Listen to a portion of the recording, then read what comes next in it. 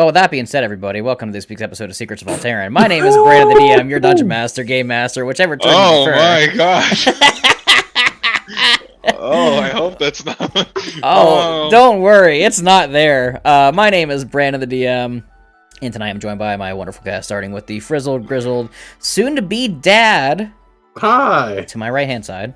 Alright, but like enough of that, okay? Because you've been almost a dad for how long now? This is true. I thought I was going to be like an official dad this past weekend because we had a I just quick want trip to to the let hospital. everyone know how inconvenienced I am. I I personally feel attacked.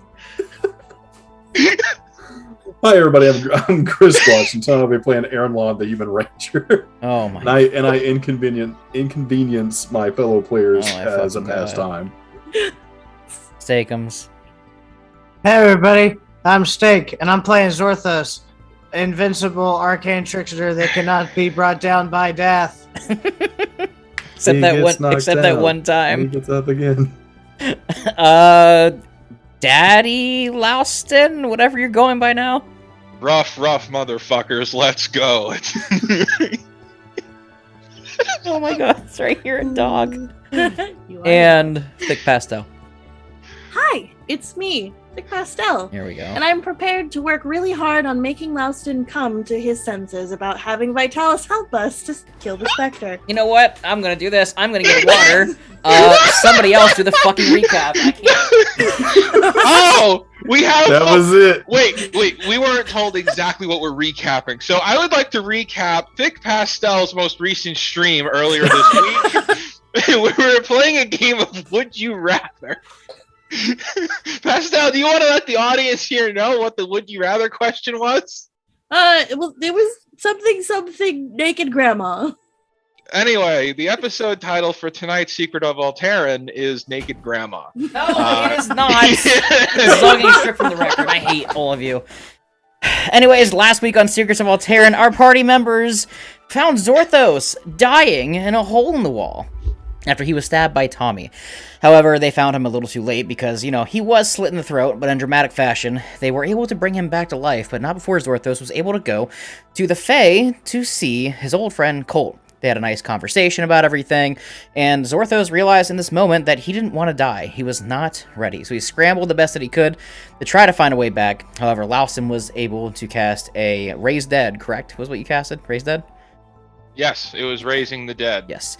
He was raising the dead on Zorthos, and Zorthos took his demon door back to the material plane. However, he is very exhausted, very tired, and his throat still badly damaged, and he cannot speak right now.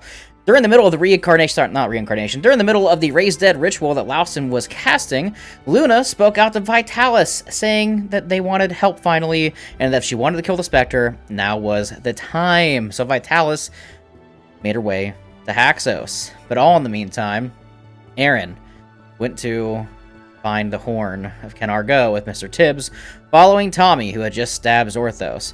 They scrambled and rushed their way through the city of Haxos until eventually he caught up to Tommy, found him, and slit his throat. But all of a sudden, a strike of lightning came down and struck in front of him, revealing his father. His father looked at him in the eyes. His went invisible with the ring that Eren has. Eren was stunned. Tried to call it to Ken Argo, however the connection is broken because they dispelled that curse back when they first landed in Haxos. And the Spectre teleported away with his son. Louston is a dog and tackled Vitalis into the water after severely fucking her up. Zorthos cannot speak. Luna is in some trouble because she brought Vitalis here. And that's where we're starting this week's episode of Secrets of Aal'Teron. Who to start with? I want to save the dramatic stuff for a hot minute here, so we're going to let Eren stew in his own piss. Louston, Luna, and Zorthos. You stand currently in the sewers awkwardly with Vitalis, who is just knocked into water in the sewer water by Louston, who is currently a dog still. Zorthos, you attempted to shoot Louston, but missed because you're so tired and just weakened. And the only form of communication you have right now is through Luna telepathically. Vitalis splashes back and forth and just, I'm trying to help her. Getting tired of this. She pulls herself up. She looks at Louston in pupper form and just goes, If we didn't need you, I would send you to hell All right that's now. Vitalis, I think you should leave. You should go up top, and we'll meet you up there. I have not had a chance to explain any of this to them, and so if you, Lauston's gonna keep trying to kill you. I need to talk to him. Please go. Zorthos, I see your face with an expression. Something you're trying to do or say. No, I'm just listening. I'm just enjoying. I can't speak anymore. This is my life now. I've accepted it. The only one you can talk to right now is Luna. Yeah. Vitalis goes, you know what? Fine. I'm going to dry myself off. I'm going to see if I can find some place in the city up top that is safe for us without getting, I don't know, killed or ambushed or whatever happens to be. I will call for you when I've found a place. She Okay. walks past, she looks at Zorthos, and she goes, now, just so you know, the offer's still on the table. She winks at you. Okay! God damn it! Is there like I just imagine like finding something like with so much anger and emotion. I just need to find something and just shake the shit out of it. I imagine there's like some dead rats on the ground and shit because it's like the sewers. I would charge over to the dead rats and then realize they're dead rats, and then I'm like, no, that's not going in my mouth. She looks over at all of you and she goes, I'll call out to you when I find a place we can meet. As she turns invisible and she goes up the ladder. As soon as Luna. I know she's gone, I'm gonna let Lauston out of dog form. Great concentration. Lousing you poof back into yourself. No longer a dog. I still aim the shotgun at him. Okay, Lauston, What? you have to understand. Fuck was that? That was okay. The more allies we have, the better. It's only temporary. She's not an ally. She's an enemy. Enemy of my enemy is my friend. That's not how it works. Well, we have to take the Spectre out. Right? We can do that ourselves. Yes, against one-on-one versus the Spectre, but the Spectre has who knows how many followers here. I almost took out the Spectre with my own hands. I know. We don't need Vitalis. One-on-one. Absolutely. We can handle it. But not if there are like 100 freaking How many people died in this battle that he now has access to that come between us and him? Vitalis can summon who knows how many creatures to fight them, make it easier for us to get to him. This is a mistake. I She knew shows up. And what did I overhear her saying to Zorthos? Kill him and bring him back as an undead? I don't think I think she meant reincarnate, like happened with me. Because it's a new body. Just like my body was new, he would have a new body. But he might not get I had an advantage to coming back to my own body based on the people who were bringing me back. He has no such advantage with Vitalis. This is... What she's discussing is playing God. And we will have no part in it. I think she would just be doing what you guys did for me. But I don't... It's not a great idea. But it's better than nothing. Right? Do you want to have to fight 100 Spectre followers before we can even touch him? Not have those spells available, not have those abilities available, or anything to be able to go against him? Because You're trying to rationalize working with a psychopath who needs to be put in the ground.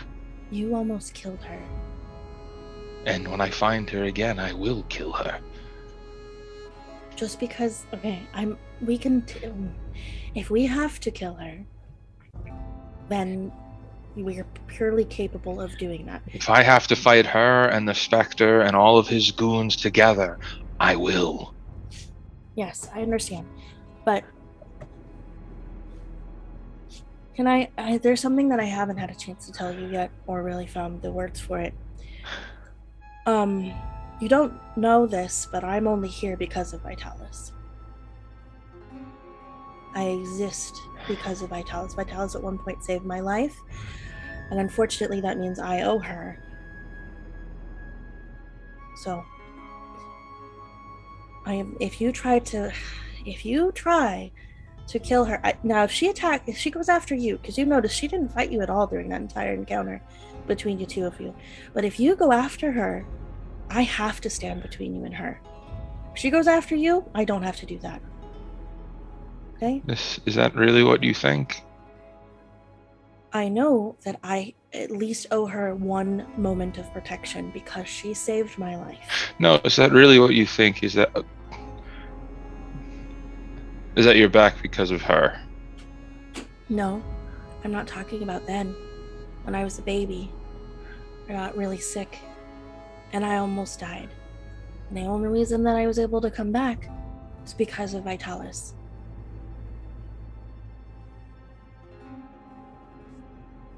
So.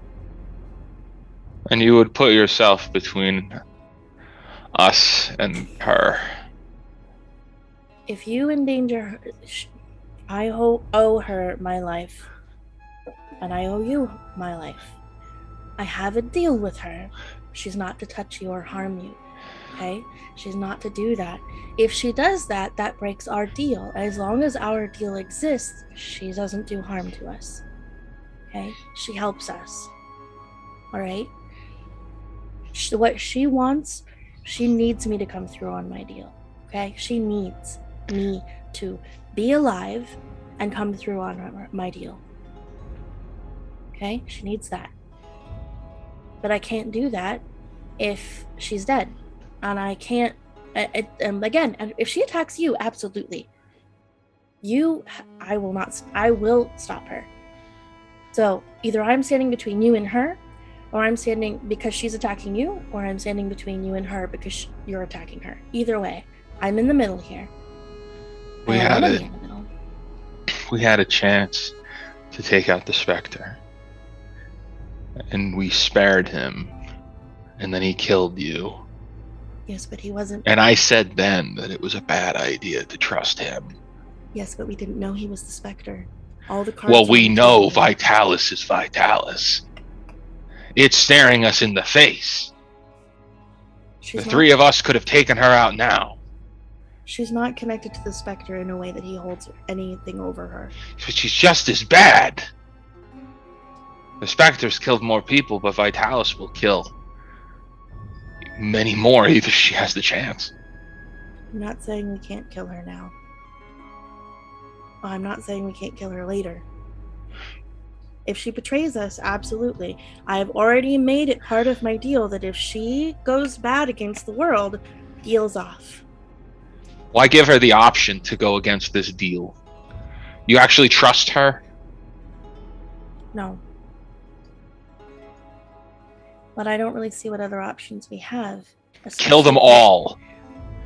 We destroy all of them. What's your plan to deal with hundreds of Spectre followers? We kill them all too, one at a time, until they're all dead. We don't have time for that. Speaking of time, it's been a while since Eren left. We should probably go check on him. Actually, in that moment, before, as you are kind of thinking about Eren, you hear a pitter-patter of familiar feet.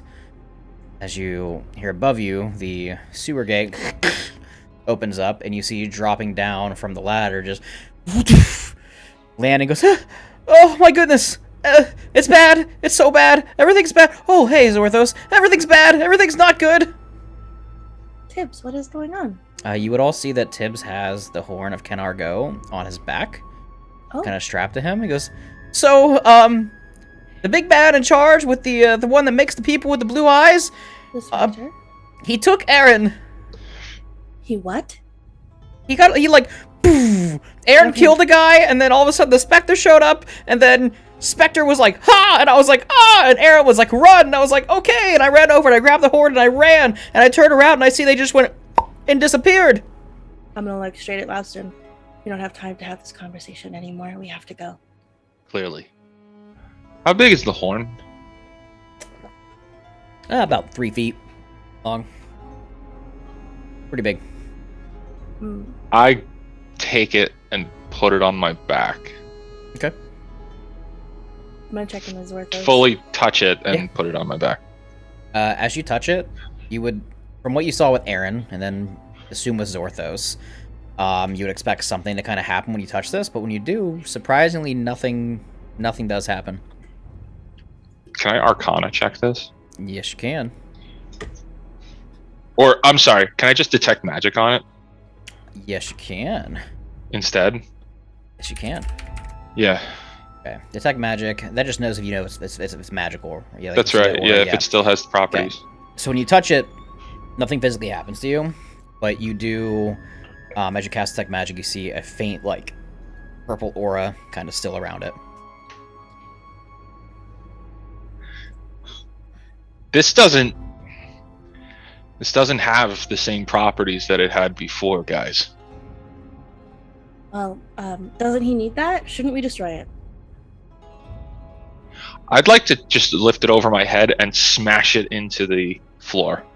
Just do me a like favor. obliterate it. Yeah, roll me a strength check. Strength check 20, 18 plus 2. Okay. With a 20, you take this horn and smash it into the ground. And as you do, you see that it doesn't necessarily shatter it, because it is an ancient, like, dragon horn, very thick, made of dragon bone. But it does indeed, like, kind of crack it, and some chips and pieces fall off of it.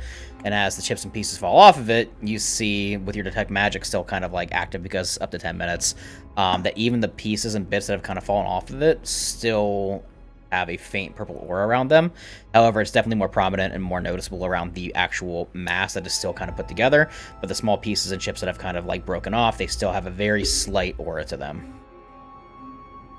I think this is spent. Whatever was here is barely lingering. Zorthos, Yeah.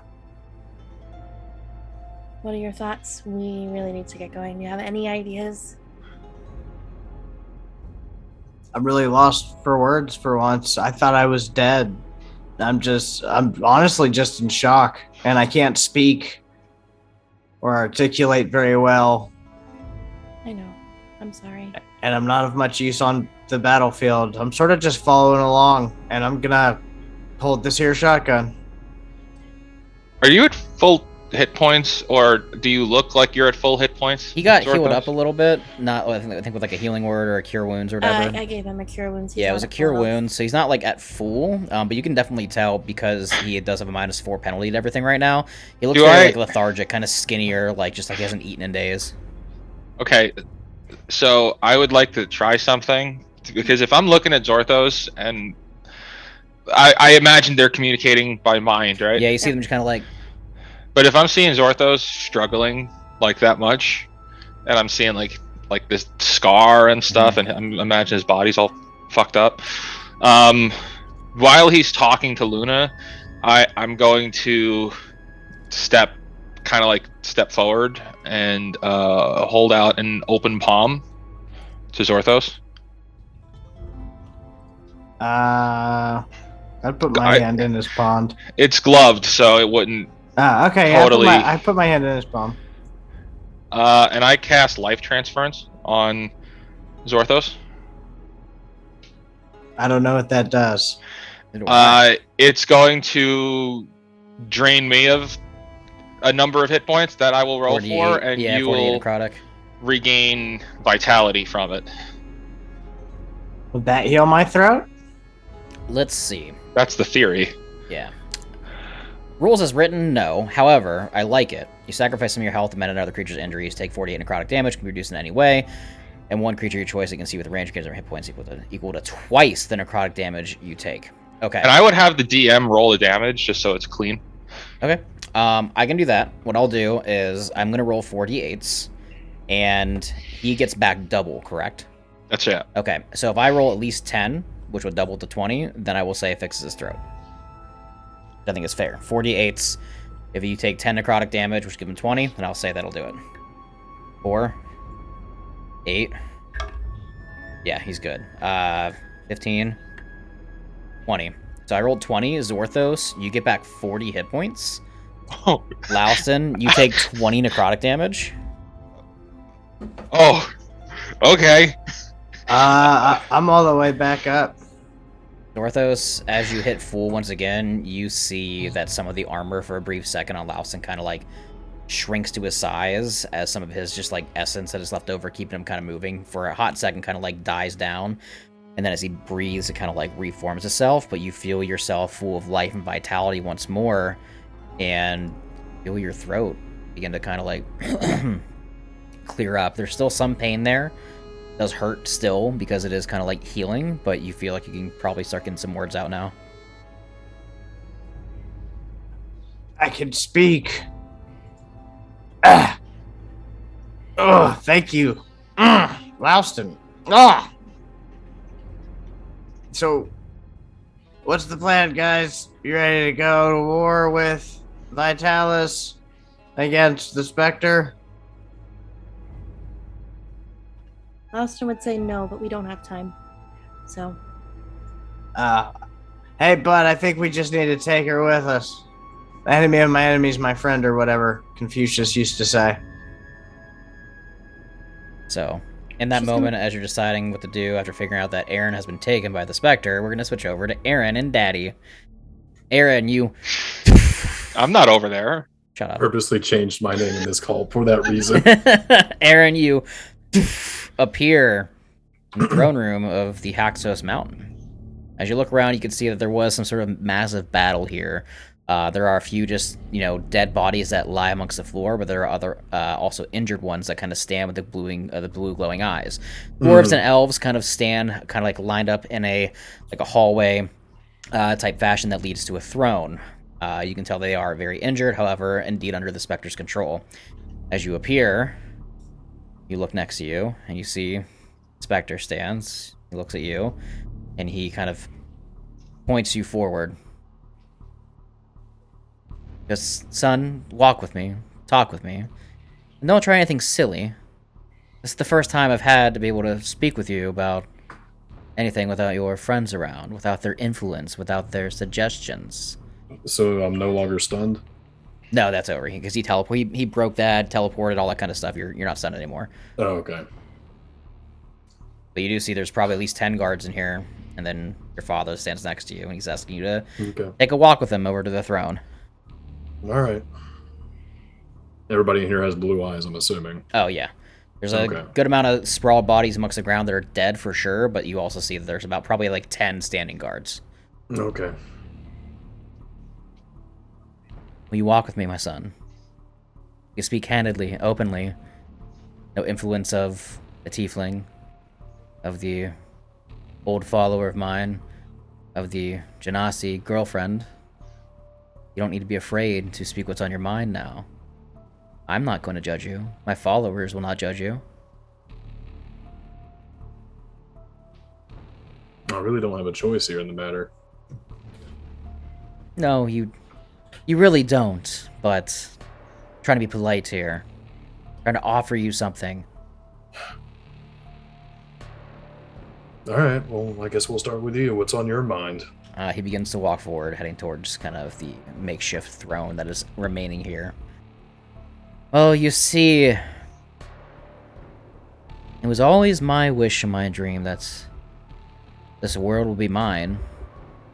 My old life, it was thought to be possible, but I was quickly proven wrong. But then, just then, when I feel like I'm on the brink of final steps of death, soul to be trapped forever, fate had a different plan for me.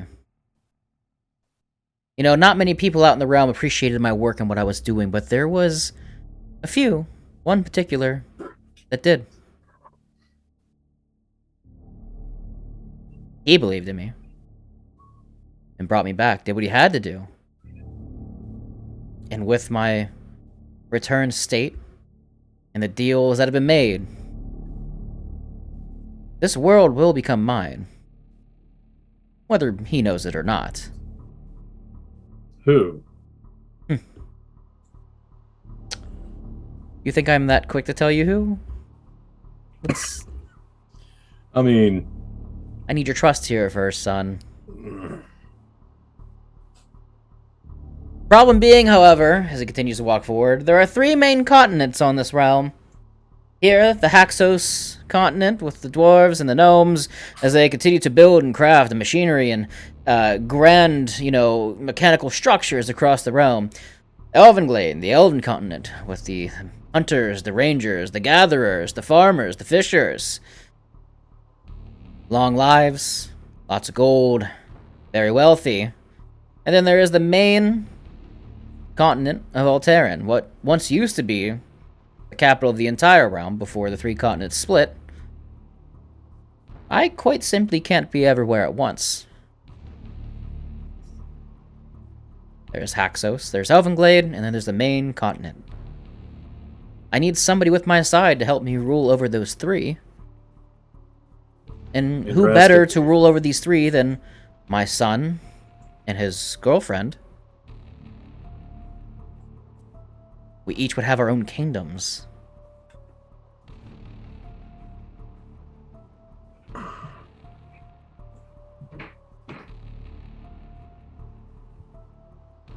This world can be ours.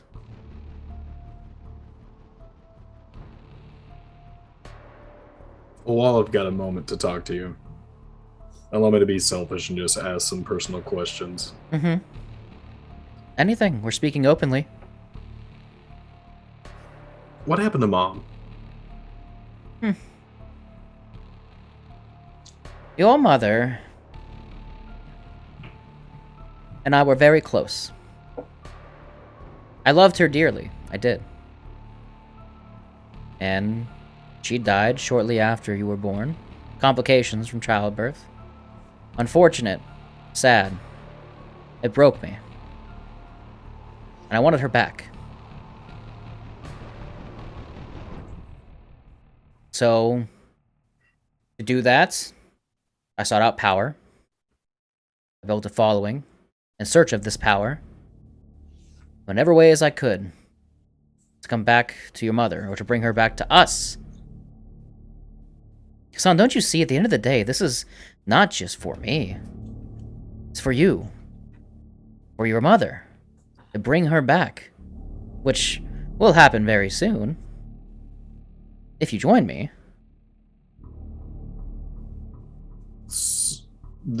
No, you're smarter than that. You didn't kill thousands of people just to bring back your dead wife.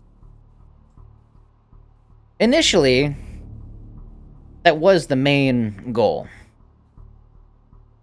I wanted to get power. I wanted to get abilities. I wanted to get... I don't know. I wanted to reunite. I wanted to have a family. And I was willing to do whatever I had to do. But as I continued to progress down this path of righteousness and build these followers, I will not lie. If you were going to be a little selfish, so will I. Kind of liked it. I liked the power. I liked the leadership. I liked the following. People looked at me like I was a ruler. They followed me like I was a god. And I thought, what better than to have the power and also be a ruler with my family at my side?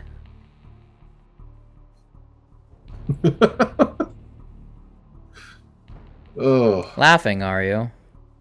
I'm laughing because Loston was right. Power corrupts. Power doesn't corrupt, my son.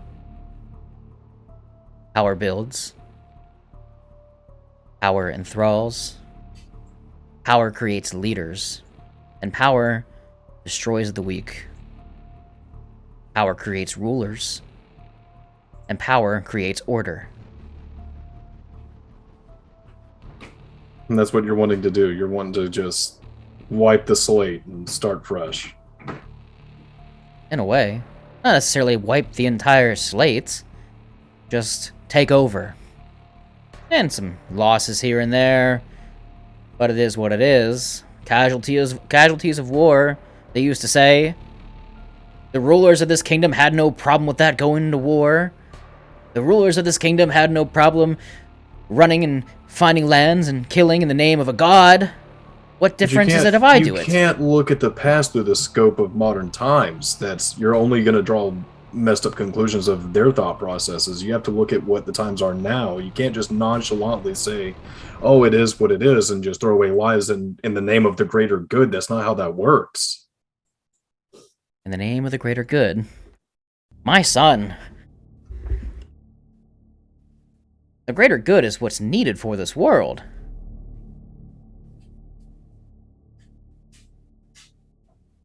Long ago, the continent split into 3 kingdoms. Aal'Teron as a realm in a whole was under the rulership of one king. A great calamity happened, in which case the 3 continents then split and became their own kingdoms, understanding, working together, in so-called peace. However, do you think I'm the first one that was selfish? Do you think I'm the first one? I thought this was wrong. No. The so-found and so-called prince of the main capital city? He wants exactly what I want. It was he who brought me back to cause the distractions, to cause the chaos, so that he would then be able to unify his forces and claim rule over the continents once again to unify the kingdoms. So he can have power. Yes. Okay, wait. Out of character, does Eren know that the king is still alive, or as far as he knows? You would know that the king is still alive. However, the prince, who he's speaking of right now, is the king's son of the main continent of Aal'Teron. Right. Yes. Okay. All right, back in character now. What of his father, though? Oh, his father was quite fine with the current new rulings and the way that the world is. Prince, however, thought it was wrong. He was once the grand ruler of the entire realm and was fine with giving up his power to let the other continents split and become under their own rulership. The prince was not having this. This has been the long play, the long game. He brought me back in return that I caused some distractions throughout the realm to make everybody believe that his father was not doing a proper job. Currently, as we even speak, the prince is probably in the middle of dethroning his father, taking his righteous spot. To send out heroes and grand champions through Elvenglade and Haxos to figure out what's going on, to unify the forces once again, so that way all of the continent can come together and be under one mass rule. But little does he know, my son, I've grown quite more powerful than he anticipated. At first, I took the deal, and I was like, this is great. I'm back. Power. Get my family back. Roam the world. Sit at the king's side. Nobody stops me. But then I discovered things. Built up a following again. Why let the person that initiated this entire thing win when I can do everybody a favor and take him out? And then rule myself. So the realm would be trading a crown for someone with a whip. You spoke of the greater good. You spoke of virtue and righteousness. Where is all that in this senseless killing and this orchestrated war? Where is that virtue and righteousness? Again, casualties of war, my son. Less to deal with on my end, more power on our side. Yes, it's quite unfortunate that these people have lost their lives and are simply husked for my fallen soldiers that I bring back from the dead. But less people to stand in my way, our way.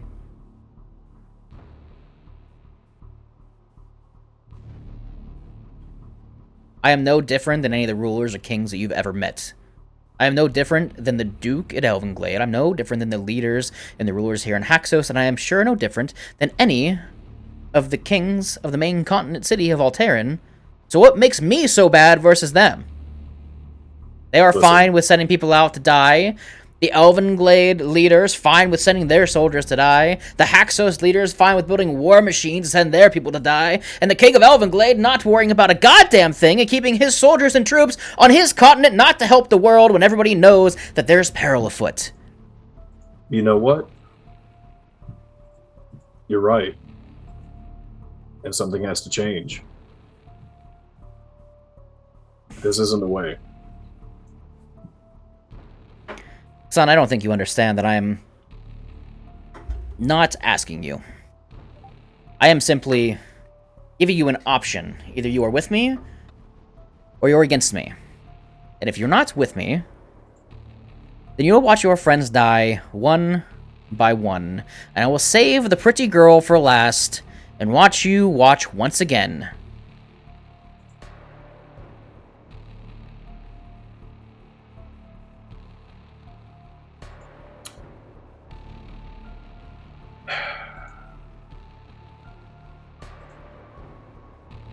I won't let that happen. Seems we're at an impasse of ideologies. I'm coming to you. I'm not any kind of saint. No, I'm not going to pretend to be. I've done wrong. Sure, we all have. But this is borderline genocide what you're talking about.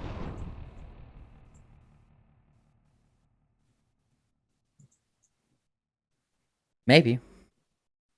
But again, nobody else in the realm had a problem with it. Why should I? People are sent to die all the time in war.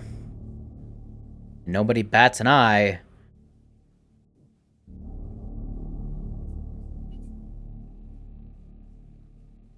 But if I do it, then I'm a tyrant. What makes me different? I'm agreeing with you there. You're not. And that's the problem. Change needs to come. It needs to happen. But this isn't how.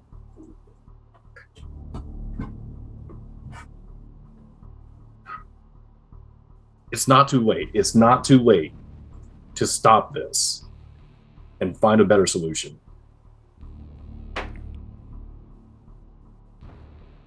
But that's where you're wrong, because it is too late. I cast silence. What? Oh, that just works, doesn't it? Yes, it does. He just snaps his fingers and counter spells. Shit! Just... No. More tricks like that again, we'll just chain you. And wait for your friends to get here. By now, I'm sure they know you're missing. The rabbit has probably made his way to them with the horn. You know they're coming for you. I know they're coming. You know they're coming. They wouldn't just leave you. In most cases, I hope they wouldn't, but...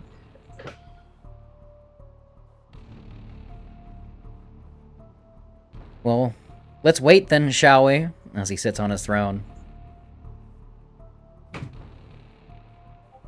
And we'll skip back over to Zorthos, Luna, and Laustin. Laustin, as you transfer some of this life essence over to Zorthos, you do feel yourself a little drained, a little more tired than normal. You're able to speak. However, the voice is a little rough to get out. You try to project your words a little bit. You try to speak out to Luna. And when you do, you kind of get like a weird like scratch, like more of a rasp, and it's a little hard to speak. Okay. Okay. How would you like to proceed? Mr. Tibbs is with you. The horn on the ground. How would everybody like to proceed? Vitalis up top, looking for a place to meet. Luna, you have not heard from her yet because it's only been a few minutes. What's the game plan, everybody? I need to go. I agree. Northos, are you gonna be okay? Like I told you, I can turn you into a big, mean ape with lots of vitality and Well, can do lots of damage. now that I can talk a little bit, at least I could cast spells. But if it looks like I'm about to get beat down, I would embrace going back to monkey. Okay. Well,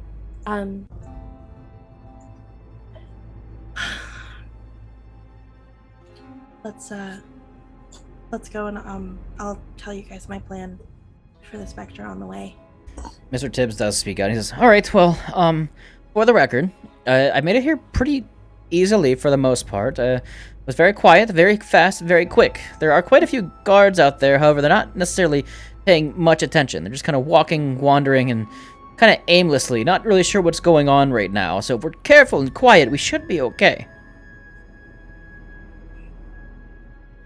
He looks over at the horn on the ground and goes, "Are we taking that?" We can't take it to him. I kick it into the water. Can't you dispel it? Okay. Lowson kicks the horn into the water. Splashes. And you see it slowly kind of begins kind of like just fading. Not fading. Slowly kind of rafting down the sewer water. Like, you know, kind of slowly down the sewer. Well, at least if he tries to look into our mind and ask us or try to figure out where it is, we won't know.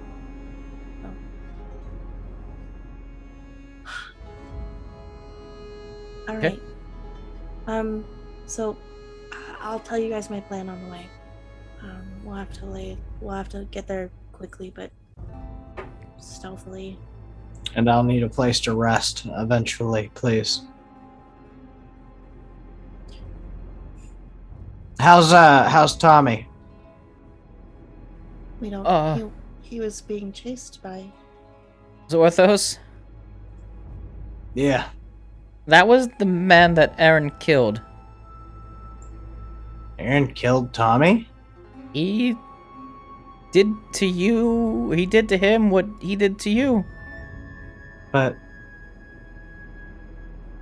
that's sort of fucked. Tommy didn't really have a choice. That's kind of what he said too. I was very fearful. I've never seen Eren that angry.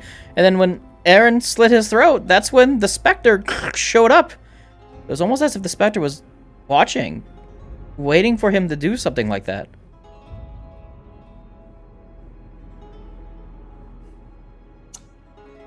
Okay, thank you for letting me know. I'll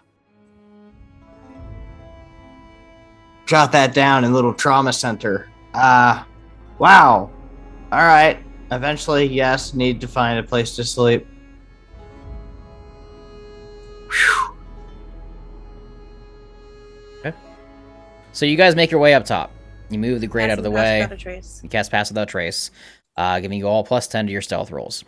As you climb out of the sewer grates, you kind of like peer, look around, and you do see it's pretty dark outside right now. A lot of the lights and the lanterns and the torches that would normally light up Haxos are, for the most part, kind of snuffed out after this battle that happened. A lot of things are broken. There's a lot of buildings with holes in the walls, a lot of crumpled down structures, and various, broken pieces of the road that have been shattered up.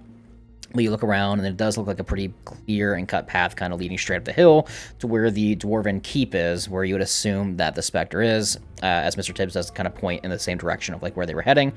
Everybody do me a favor, roll me a stealth check if you could, and don't forget to add your +10. 32. -4. 24. 28. 27. 16 plus 1. I'm gonna roll for shits for Mr. Tibbs, but I'm sure he's fine. He's a Harengon. Yeah, he's good. He got a 25. Very quiet, like mice. Come out of the sewer grate and begin kind of slowly making your way north, heading up the hill. Weaving in and out of buildings, through shadows, continuing to, watch out for over your shoulders for any guards or any sort of, suspicious eyes that are on you. Everybody do me a favor if you could, and roll a perception check as you are making your way up the hill. During travel, Yes. I'm going to note. I'd like to try to notice that the ring that Tibbs has on him. I would say you probably pretty easily notice it. He's Okay. Yeah. Tibbs, is that Eren's? Yes, he slipped it on my hand when the Spectre showed up and told me to go, and I put it on, and skitty, skitty, skedaddle, I got the horn, and we got addle. Can I have it? Oh, yes, absolutely, here. Okay. I'm gonna take it and I'm putting it on. Okay. What did we get for perception? Oh, that's right. 14.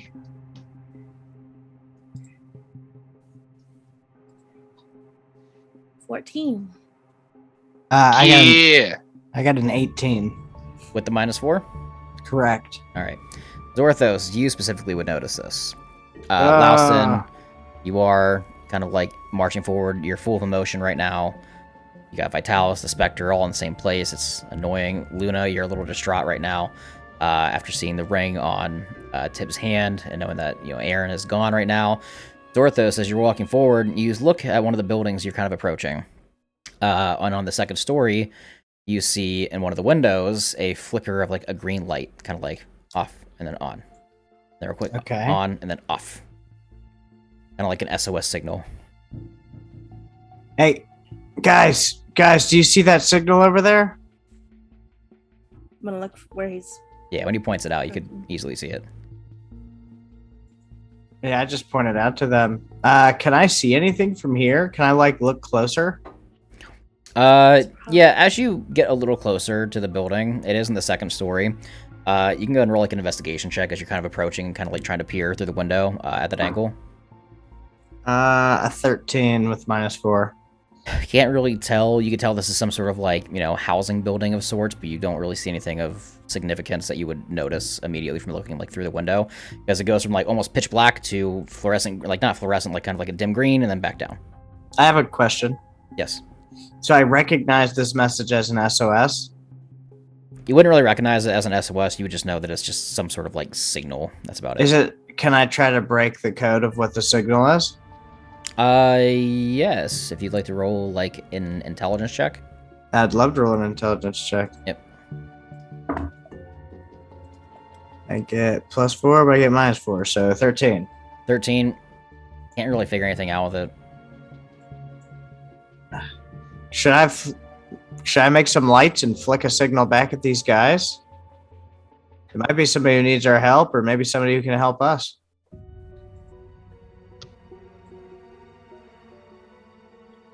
Whoever it is that's making that light, has to.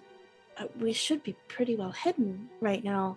And I guess it might be Vitalis. I don't know. Cracks knuckles. Boston. I really don't know. I tried to crack the code. It's too complicated for me in this wearied state. I'm gonna try to crack the code. Luna, do me a favor and roll like just an intelligence check if you could. 16. 16? Mm-hmm. With a 16, as you kind of look at the green light a little more, it does kind of look very familiar to like the same aura that Vitalis would give off when she casts spells. It's Vitalis. You don't have to go in if you don't want to, Houston, but we really need to work with her. I turn and walk the other way. I don't even respond. You keep going up the hill, heading to the keep. Okay. Laustin begins to head towards the keep. Zorthos, what do? Do you follow Laustin or you go with Luna? Now, the way Laustin is going, does it look like to be particularly dangerous? I mean, you're heading towards the keep, which is against the mountain, where, you assume the Spectre would be. That's like where the dwarven like kind of keep is. So it's not, you would get like a pretty much an instant idea that it's not the safest place to go to, because it is heading towards the Spectre. However, it does look like the guards, for the most part, that are kind of under his control, that are sprawled throughout the city, there's no like real organization to them necessarily. They're just kind of sporadic, so there's no more up ahead that you kind of noticed versus than what you just passed. Okay. So I've got 4 exhaustion counters on me. I should be clear. I'm only going up to scout out to find a better like vantage point, not to like charge in or be dangerous.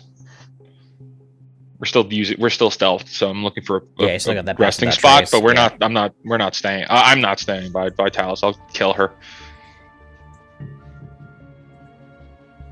I guess I'll go with Laustin. He helped give me my voice back. Okay.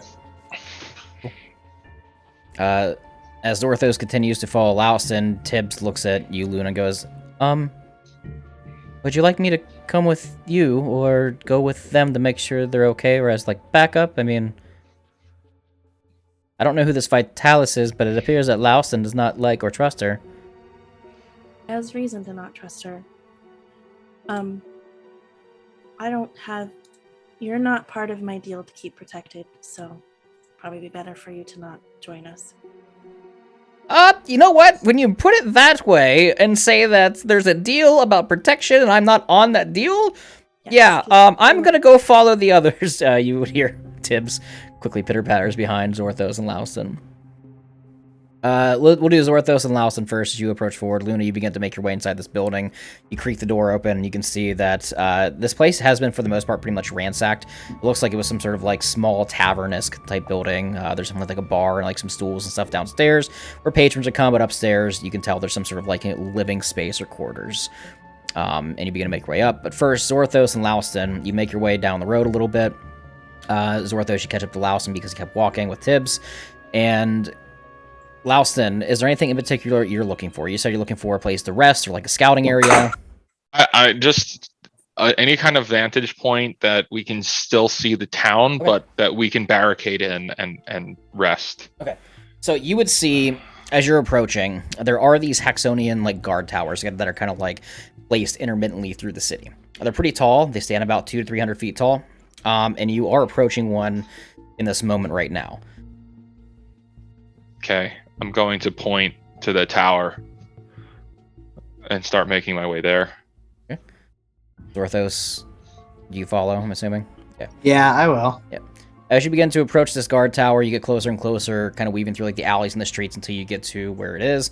There's a small clearing in this area of the town to make room for the guard tower. You would see that there is a straight up like wooden door. However, the structure itself is made out of steel. It's about 70 feet round and goes about 250 feet with a kind of like overhang and like building that is on top of it, pretty much like a guard station that's on top that is made out of this like dwarven steel. As you approach, as you look up, it's pretty easy to see. You would indeed see that there are two guards that are kind of like standing on top, just kind of like peering, looking around. You see they kind of chat with each other. You can't really hear what they're saying. They don't see you because you are kind of moving throughout the shadows and the streets, but you are able to kind of look up and get like a lock on them. There's one dwarf and then there is one elf that are just kind of like looking back and forth. You're at the very bottom. How would you guys like to proceed? Stealthily. They don't have blue eyes, do they? No, they do. They do have blue eyes? Yes. Yeah, every guard that you've spotted throughout the town has been pretty much taken over by the Spectre. Are they alone? Yes, you just see these two. I'm just going to hold back for a second, put the hand up, because I imagine we're like moving. What's the time of day? It's dark. It's like 2 in the morning. It's the middle. Okay, it's middle Yeah, of the middle night. of the night. That's why you're easily able to kind of go through the Hands? shadows. Yeah. To hold, and then I'm just going to pull the gauntlet off, which at this point would just reveal basically smoke that would just be resembling a hand at this point, as there's no longer a hand at all. There's nothing left. Yeah. But with that smoke, I would like to stealth approach and then grab one of these guys and cast Destroy Undead on them. Okay. They are up on the top of the tower, kind of like overseeing. Oh, they're looking down. I thought that Yeah. we were on the same level. No, you guys are Okay. at the bottom. Like, look, as you approach this tower, you look up, and it's about 250 feet tall. You look up on the balcony, and you see these two guards are there. They don't see you because they're kind of overseeing the city right now. It's a good vantage point. Okay. But because you're kind of down in an alley in the shadows looking up, you're able to see them, but they can't really lock eyes with you at all. So then I'm going to continue the whole glove thing and then go inside. Gotcha. Zorthos, you follow. Yeah, I guess I will. Because I'm full hit points. I've got -4 levels of exhaustion, so I'm definitely going to be very careful, and I'd like to be very sneaky, but I'm definitely not going to let Lauston go out on his own. Gotcha. Tibbs is also going to go with you, and you see that he draws his sword and begins to approach. Lauston squeaks the door open very quietly, and you see that there is a spiral staircase that leads upwards. At the very bottom level of this, like, tower, this spiral that you're in, you would see that there are a bunch of various items and miscellaneous, like, pieces of gear. There's definitely food, there's rations, there's some very basic weapons in here, because it is a guard's tower that's at the bottom at the base, but the spiral staircase does lead upwards to where you would see, like, an opening to this, like, balcony or this loft where the guards are currently staying at. Before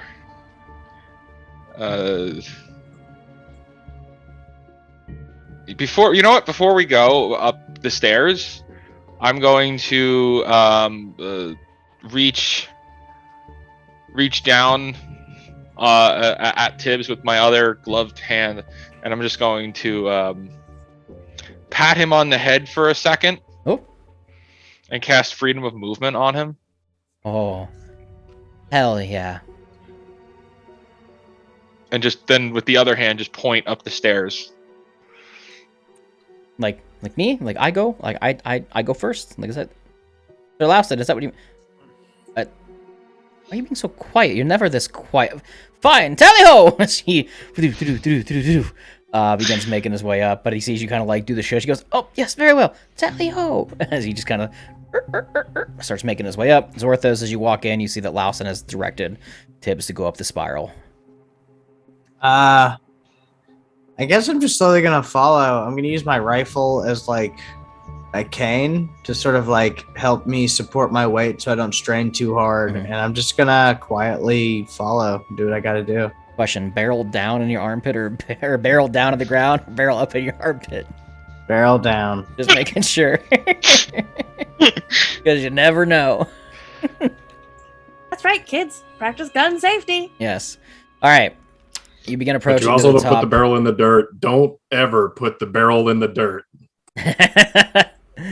You begin approaching, but before this encounter ensues, we'll do Luna and Vitalis real quick because you guys, probably would have taken place in the beginning of all this. Luna, you go to the top of this kind of like small living area that has been pretty much ransacked and destroyed, and you see that Vitalis does sit there, kind of like snapping her fingers, and then snapping him again, and like for a hot second, like a quick green flame shows up, then goes away, and then she does it again, and then goes away, and she looks over, and she goes, huh, well, it appears that you saw my signal.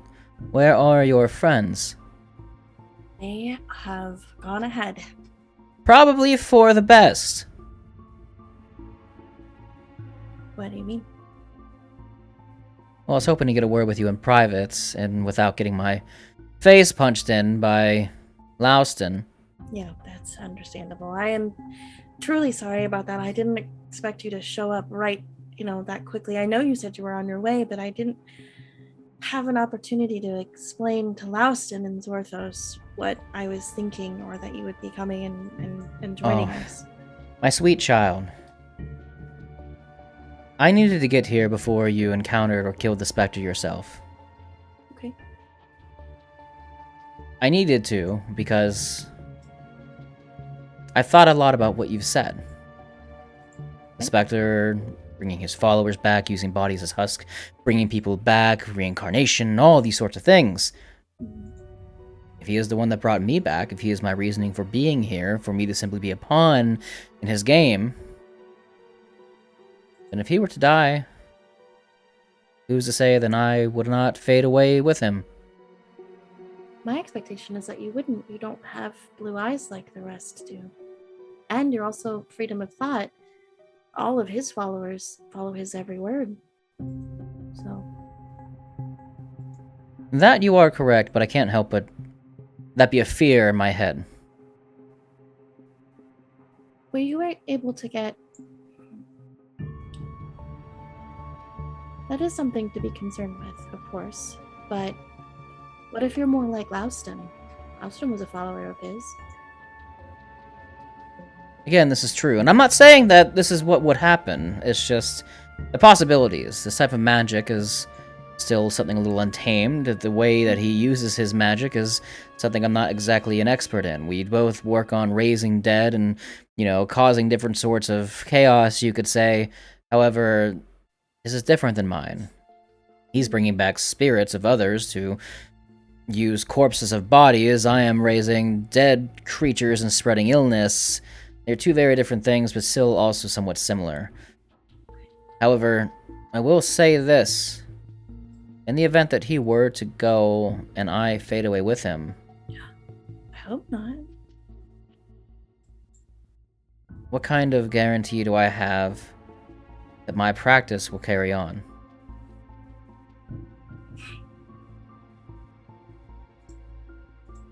I understand your concern.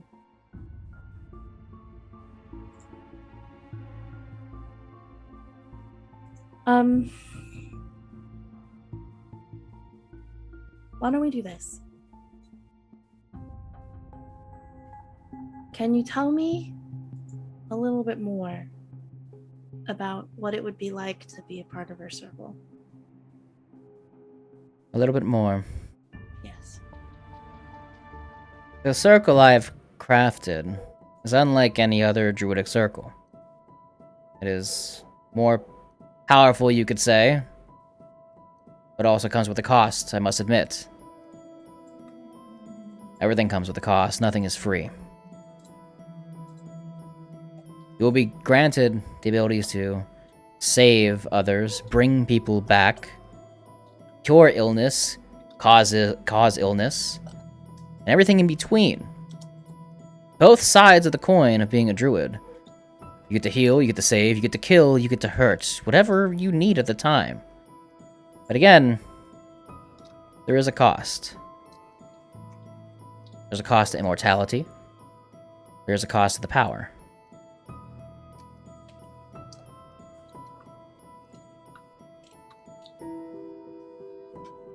Okay.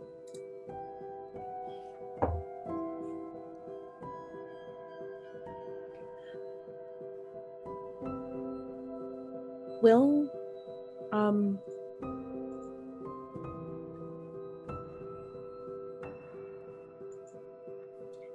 I don't... What is the cost? She sticks her hand out to you. I'll hold my hand back out.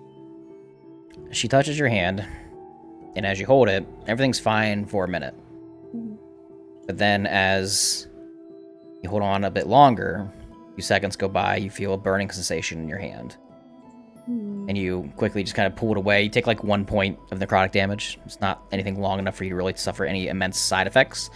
But you do see some small singe marks on your hand, like it was a slight burn. You can tell this is some sort of like necrotic damage. And as you pull your hand away, you look at her face, where she's been punched in a couple times by Aal'Teron, and you see that one of the scratches, the cut sits on her face. As you take 1 damage, her face, one of the cuts heals itself.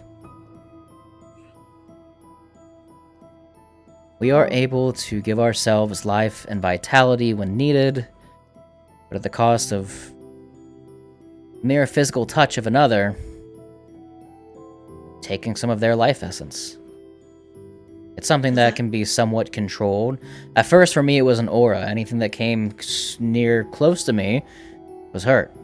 The more I've practiced and perfected my craft, I've merely brought it down to just a touch. But even that, I cannot solve. That does complicate things, doesn't it? For you, for me, if I join your circle.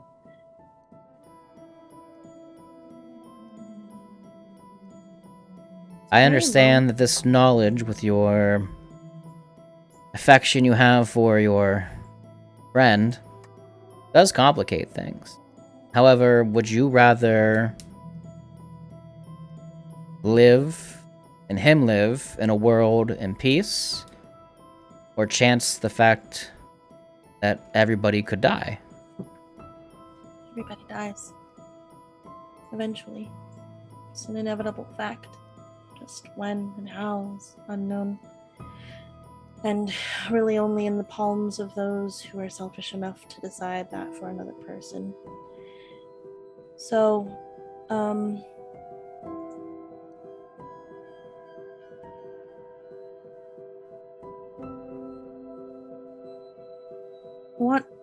let me be very clear. I wouldn't be here, standing here right now, if I didn't want to help you. I also don't... I feel like you have the opportunity to be a good source in the world. The downside of your circle is it's a very lonely circle. It's not a circle, based on what you're telling me, if it hurts the people around you, you have to, if you care about life at all, you would have to stay away from everyone to keep them safe. That's very lonely. You see that she walks over to the window and kind of peers out. And she does let her guard down. You see she's more relaxed, not as tense. As she looks out the window and looks towards the mountain where the Haxonian Keep is, she turns and says, "You are correct. This life is not one that I did want. This power came from anger. This power came from me wanting to get back the one I loved. I'm not saying you're wrong. I'm also not saying that I may not be selfish when I took up these powers and practiced this craft, simply to try to do what I thought was best, and then in my failures of not bringing back who I wish to be with, I did hurt others, out of anger, out of spite. If I couldn't be happy, then I wouldn't let anybody be happy. But maybe you could be different. Everybody does die. Everybody does. You're right. Even I did. I, with these powers, could live forever. I could. But you're right. It is a life of loneliness, of sadness. But maybe you, again, change that. Maybe you could find a way. If you were to take my craft and not only perfect it to what I cannot do, but also take your knowledge, your experience, and whatever abilities, powers, or knowledge that you and your fellow druids and family members have discovered and come up with, because believe me, I know that they probably have researched my abilities, and perfect the perfect circle of life and death, maybe you could be different. Maybe my evil actions, my spite, my anger, maybe not all bad can come from it. And maybe I do deserve to pay for what I caused and what I did. I just thought of a plan while you were talking. Yes? Do you remember what you offered Zorthos? Yes, I do, and I'm quite still interested on whether he wants to take the offer up or not, because I would be interested to see what he could turn back into. Here's the deal. We're gonna go fight the Spectre together. You're concerned about leaving the world, right? I'm more concerned about my mark in history always being a bad one. Okay. I'm not a good person, but I wish to right my wrongs the way that I can. So you wish to start over? I wish for my mistakes to blossom and for others to learn from them. Well, Which is why I wanted you so bad. Because there is good in you. It may be too late for me, but there is good in you. how about this? You give me something that's uniquely yours. Give me something. And I have the ability at this point in time to cast Reincarnate. I could bring you back and you could have that new start, and we actually could work together, you and I, to make that happen, to realize that. And you'll have the benefit of one, being in a body that no one else controls or can say, oh, well, I brought you back, so you owe me one. And wouldn't matter if the Spectre was dead. You would come back anew. You could start over. You wouldn't look like your old self. Not that I think there's anything wrong with your current appearance, but you would be a different thing, a different person. And you could literally use that to become a different person. Your mark on the world would be uniquely yours and uniquely new. I can do that. I have to, of course, live through the whole Spectre thing, but I can do that. I hope you believe me. But Do me a favor and roll me a persuasion check, and you can do it with advantage.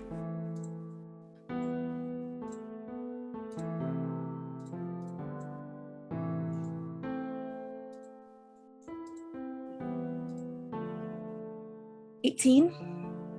She continues to peer out the window. You can tell that she is slightly moved by your words. You do see a tear kind of fall down from her face and hit the windowsill, almost in slow motion.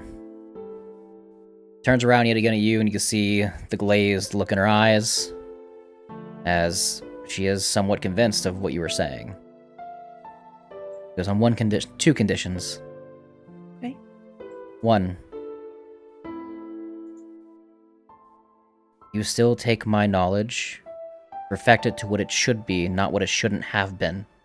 Okay. You'll be there with me to do it. 2.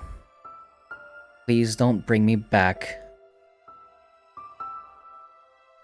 Please don't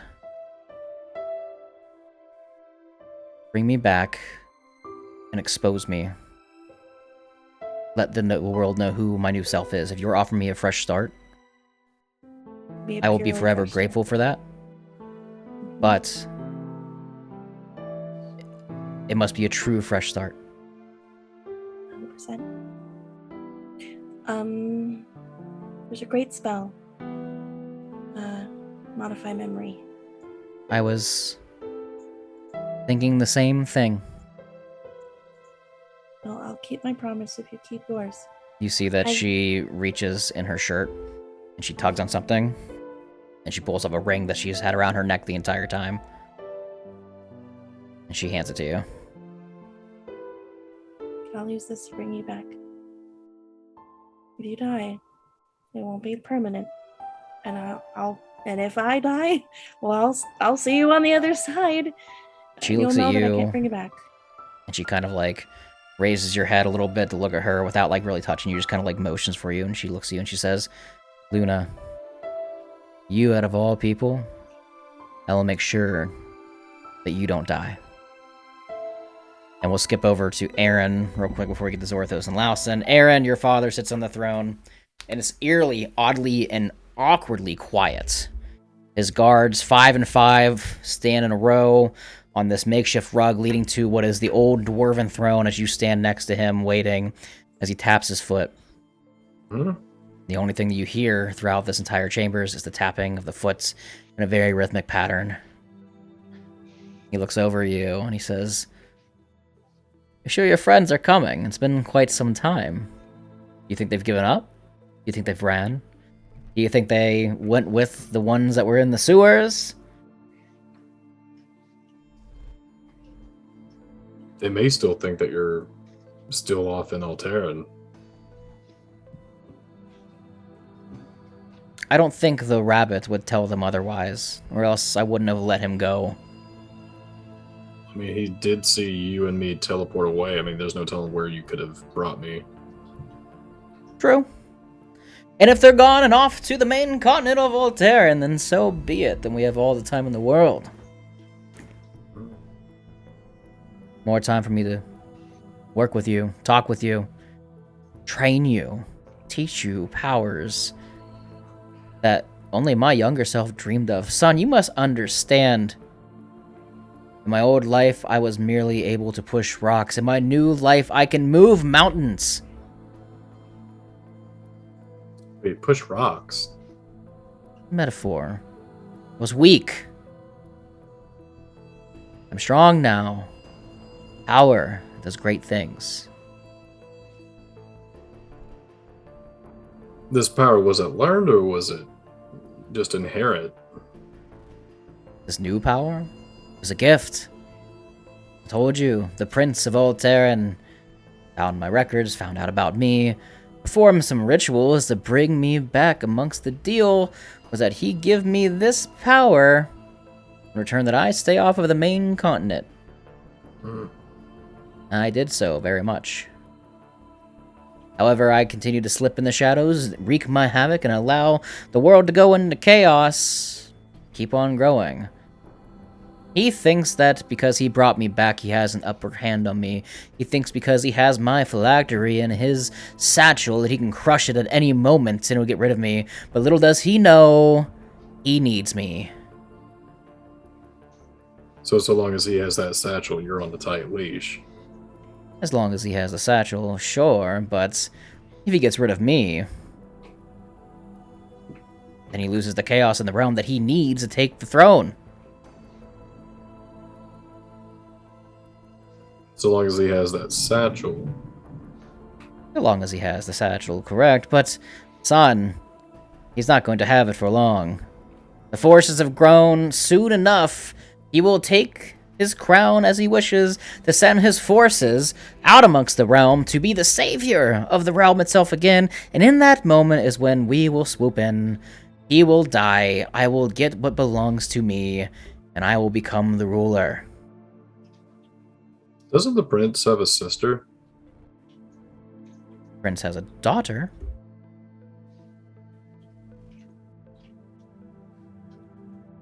Quite nosy one at that, too.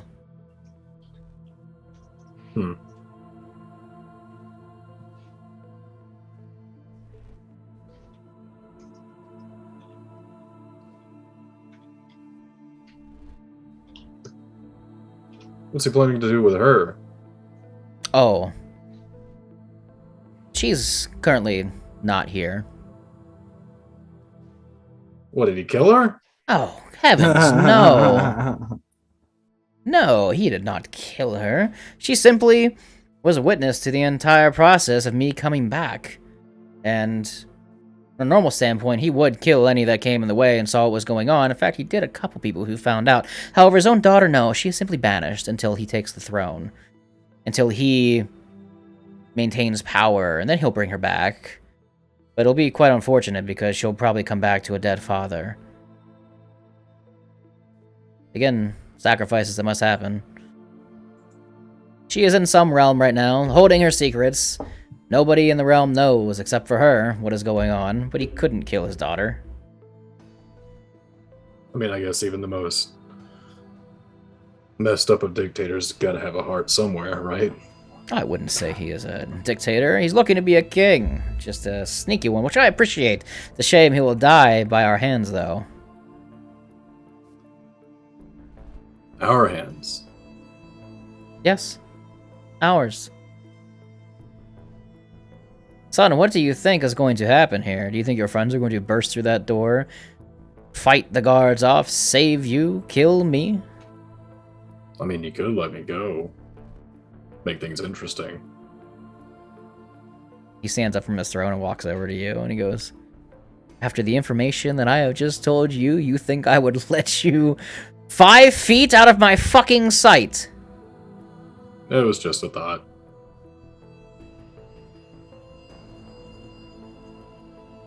Perhaps it was. Or perhaps... Never mind. Never mind, actually. I'm essentially staring at my undoing right now. I mean, gotta find some kind of humor in that. Fair, but it's just occurred to me. A glorious idea. Your friends, I can guarantee, are still here. They would not just leave you. The girlfriend would not leave you. The tiefling would not leave you. And Relicor will not leave you. You've all become too close. Louston, whatever his name is. They would not leave you. Again, we will wait. We will let them come. And we'll see what happens. Because regardless of other outcome, I can tell you this, my son. Mm-hmm. Whatever you think is going to go down here, I still win.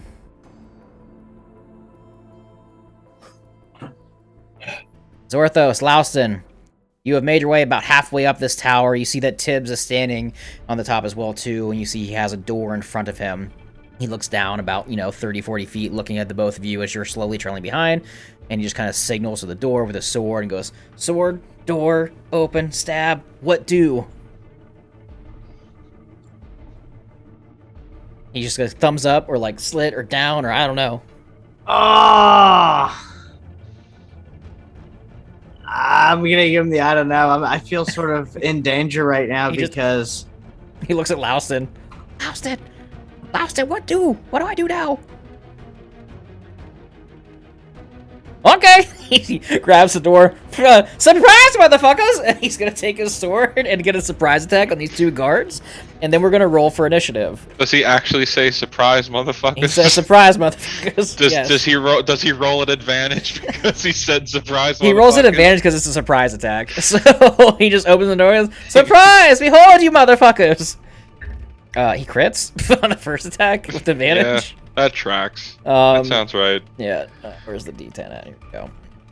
Slashes into this first elven guard with Oh my god, for 18 slashing damage, right across the back. Oh, turns around and goes, what? What? Confused, chaos. Let's roll initiative real quick. What did Louston get? Louston scored a 20, 19 plus 1. Okay. What does Orthos get? Do I get -4 on this as well? Yes, you do. All rolls. 13. And Tibbs, midst of combat with the dwarf and the elf, got a 7. The guards, there's a 15 and a 12. Yep, Louston, guard, Tibbs. Louston, you are first. You stand about 30 feet down the spiral staircase, about 30 feet away. You see that Tibbs opens the door, takes a sword, goes, here, and slashes into one of the guards. Okay. I'm going to move up. There's only 2 guards, right? Yep. So I'm going to move over to the other one, and I'm just going to shadow hand palm to their face, and I'm going to catch vampiric touch. Ooh, okay. So I will hit them with does a 9 hit? No. Oh boy. So my hand is just gonna go through it. Yeah, just wafts out of the way. You see the elf looks around and goes, the heavens, we must inform our lord that they are still in the city. However, anything else? Give me 1 second. I'm going to drop Sanctuary as a bonus action on Zorthos. Ooh, there you go. So if they attack Zorthos, they can't. Yeah, the roll wisdom save. Next up is the Elven Guard that you just tried to attack, the one that just got stabbed by Tibbs as well. I'm going to roll D4 to see if he's going to attack either Tibbs or Louston. Eeny, meeny, miny, mo. That is going to be 2. Louston, he's going to take his longsword and try to slash on you. Does a 18 hit? No, it doesn't. Bounces off your steel plate, just reverberates off his hand. He's going to get a second attack and try to swing once more. Does a 19 hit? No, it doesn't. Christ. Again, just what is this armor? Cannot bash through. Zorthos, you are up. You look at the doorway about 30 feet away as you're going up these stairs. It's a pretty wide door. It's not like a 5 feet small one. It's about a 10-foot door because, you know, they were bringing like trebuchets or like small, like, you know, ammunition stuff up here. So it's big enough to see through. Door's wide open. You can get a decently clear shot. At least the elf. The dwarf, not so much because he is, you know, small. Louston does take a lot of the space. And then Tibbs is also standing there too. But the elf, you definitely have a good clear shot on. I'm just gonna shakily raise my shotgun and I'm just gonna yell, Razmataz! And I'm gonna pull the trigger. Okay. At the dwarf or I'm assuming the elf, right? Yeah, the elf. Yeah, alright, roll a hit. -4. That makes it fun. Okay. I got a 15 to hit. That hits the Elven Guard. Ah! Yeah, there you go. You slowly raise with a 15 and poof, shoot. Nicks him in the shoulder for how much damage? 13. 13. You see that this Elven Guard is pretty fucked up almost instantly between the slash of Tibbs and the shotgun shell that just blasts him in the shoulder. Yes, Zorthos. And I'd like to bonus action hide. Is there anywhere that I can slink? There's definitely like boxes and crates that are kind of like sitting intermittently on the stairs going up for like supplies and stuff, so. I'd like to Willy Wonka dive behind some crates. Go ahead and roll stealth. With a -4. That's a very specific dive that most people won't know. Hey, What? They man. won't? How? Willy Wonka dive like that? Yeah, everybody's Nah. seen It's because Charlie's we're Chocolate old. Factory. We're all old, man. I got an 11 on stealth. You're not as sneaky as you usually are. I just go, oh! Just crash. Lousy, you definitely hear the crash of boxes behind you. No, that's Zorthos is just trying his best. Next up is the Dwarven Guard. He's gonna look at Mr. Tibbs. They stand about the same height. They're both like 3.5 foot tall. And he looks and goes, all right, bring it on. Let's go. Let's fucking go. Me and you. He is going to attempt to grab Mr. Tibbs and throw him over the balcony. So he's gonna roll a post strength check with Mr. Tibbs. He's just gonna try to just yeet him. It's like a wrestling match. They're going back and forth with each other. So Dwarf is gonna go first. He got a 8 on a strength check. Tibbs is a beefy rabbit though, and Tibbs easily just like shoves him off. Hell yeah, Tibbs. And Tibbs also has freedom of movement. which lasts for an hour. So target can spend 5 feet of movement to automatically escape from non-magical restraint. Oh, he just just swerves and just steps aside and goes, "What are you doing?" And he goes, "Oh, it's not working out how I thought it was going to work out. Come here." Last in the order is Tibbs. Tibbs is going to take a sword and look at you, Louse, and goes, it looks like you and Zorthos have the elf. This guy has a vendetta against me, and I'm taking it personally. Is that okay with you?" Hey, do you, fam? Tally ho! As he swing twice on this dwarf. He gets a 16 to hit with the first swing and a 17 on die for the second. So he's going to hit this dwarf twice with his massive anime sword. 6, 8, plus 10 for 18 slashing damage. Just, yeah! Slashes into him twice as the dwarf staggers backwards. At the end of initiative order, I would like Zorthos and Lauston to roll me perception checks. For Tibbs, it doesn't really matter. 10. 14. Lauston, you're right in the mix. You'd be able to see this. You would see in the midst of combat as you're fighting, the blue eye glow of these two Spectre followers. These husks begin to glow a little more bright blue color. Just very slightly. Just kind of like they're alert, you know. That's all you could really pick up. Top of the order, Lauston, you were up. This elven guard, this elven Spectre follower in front of you stands at the top of this tower, very injured. What would you like to do? Oh, that's a really great question. Where is he standing in proportion to like the stairs and? So or you open the door. So you're probably like right in front of the stairs, maybe like 5-10 feet away from the stairs themselves, because there's a little like overlap that hangs. He is probably about 10 feet away from the like the overhang, like the armrest of the balcony. So how far is the fall? 250 feet. He's going over the edge. All right, opposed strength. I would like to just pick him up and face first straight down, just so that he lands and smashes his neck. Roll an opposed strength check. Bring it, bitch. Can you beat a 10? How about a 14? 12 plus 2. Yeah, you struggle, wrestle back and forth. Question real quick. Luna, are you raising your hands to get something to say, or are you, like, doing your avatar thing? Okay, cool. I saw the hands go up, so I wasn't sure if you had something. You grab this follower, and you just, puts me down! He will hear about this! Very poor choice of words. As he splats on the ground. He is dead. Zorthos, you are up. You see that Tibbs is 1v1ing a dwarven guard right now. What would you like to do? I'm just gonna, like, shoot the one that's fucking fighting with Tibbs, too, I guess. Yep, go ahead and roll a hit. More area to aim now since the elf is out of the way. 18. That hits. For 15. The dwarf is right fucked. He has now been shot and stabbed and cut. Next up is the dwarf himself. He looks around and goes, all right, very well then. If I can't throw you, then I'll just beat you to death. And he pulls out a big mace. He's going to try to whack Tibbs twice in the face with it. With a 14 to hit Tibbs, which misses, and a 10 to hit Tibbs, which also misses. Not having a good day. Tibbs is up. He's going to see if he can finish this dwarf. Hits once, and he misses on the second attack.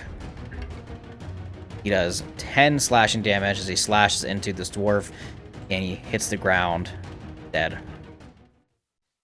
You stand atop of this tower, both guards defeated, looking amongst the dwarven city of Haxos.